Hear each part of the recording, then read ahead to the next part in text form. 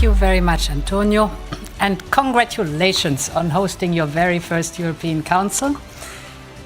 We had excellent discussions focusing, as you said, first of all, on Ukraine. And we know that 2025 is going to be a decisive year. It will be 3 years since the start of Russia's invasion.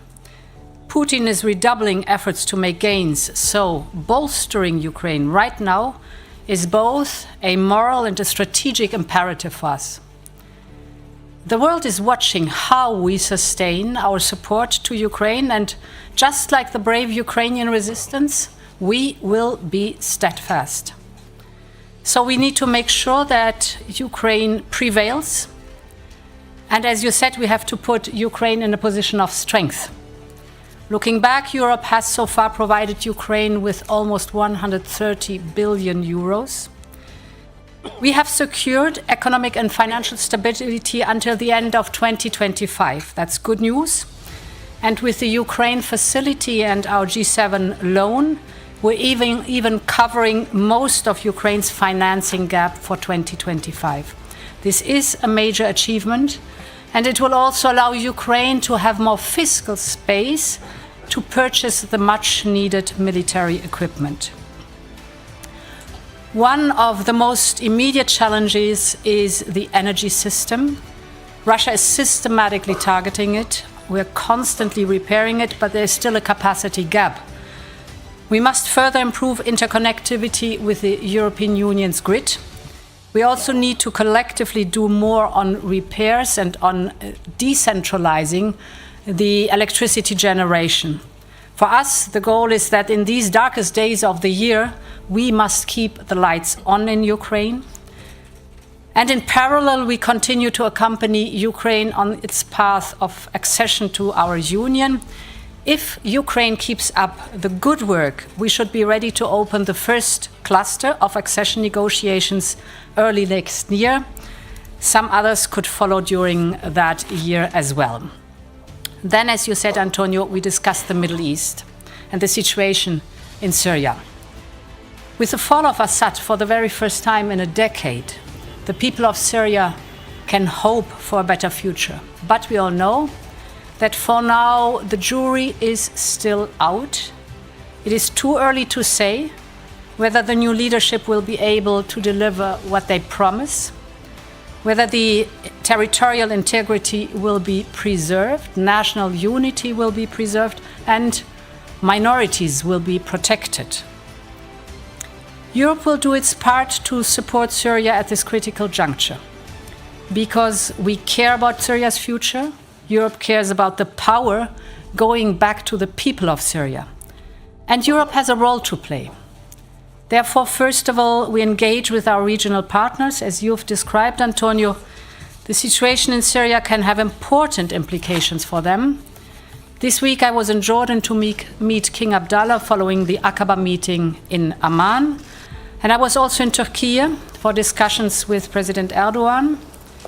Then it is important for us to intensify the contacts on the ground, to continue addressing the humanitarian needs of the people in Syria. We have established channels for political talks with HTS. This is building on the existing channels that we have through our humanitarian aid. We have had these channels all the time, while respecting the principle no contact, no cooperation, no funding of the Assad regime. But now it pays out to be on the ground there and have the first political channels with HTS and other factions. It is good that we have now our top diplomat and that he has returned to Damascus. Then we have to look at future steps, and we are already Syria's biggest donor. We are stepping up now our support. We have launched a humanitarian air bridge for delivery of aid via Turkey and via Jordan. And we have topped our humanitarian aid to more than 160 million euros for this year alone. But we are fully aware that more is needed. As you know, we have had the annual Syria conferences. They can be a powerful catalyst for this. Thanks to these conferences, we had mobilized in the past more than 33 billion euros. And now we are looking forward via this channel to continue to support the people in Syria with a focus on early recovery and on reconstruction. But in the same vein, I must say that these efforts will have to be matched by real deeds by the new leadership in Damascus. So it's a step-for-step approach that we are choosing here. We also discussed the issue of Syrians returning home. The situation on the ground remains very volatile. We're working very closely with the UNHCR. It is good that the UNHCR has access in the whole country of Syria. And one thing is very clear: with the support of the UNHCR, all returns must be voluntary, safe, and dignified. Let me move to my third and final point. We had indeed good discussions about our relationships with the United States and the rest of the world. We agreed that our priority must be to preserve a strong transatlantic relationship. We will proactively engage on a positive agenda with the president-elect.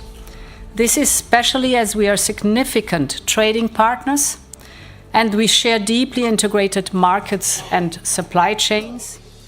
We have a joint interest in addressing global economic challenges, such as, for example, Chinese overcapacity.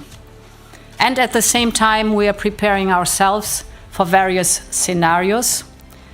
Moreover, we have a strong security partnership and share a long-standing commitment to transatlantic peace and stability.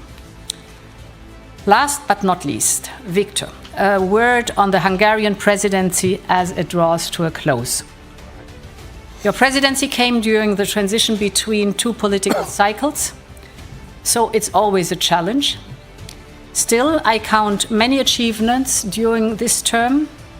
You advanced your support to Ukraine with the adoption of the 15th sanctions package and the agreement on the G7 loan framework. I also want to highlight the ambitious Budapest Declaration. We all signed off on one goal, which is a competitive Europe. The declaration outlines the homework we must do so that Europe remains a prime destination for business. So a lot of work ahead of us in the new term.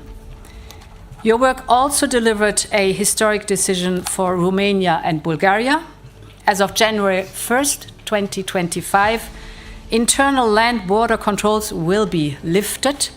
They will be fully integrated into the Schengen area, and that's where they belong. This was a major step forward in deepening Europe internally.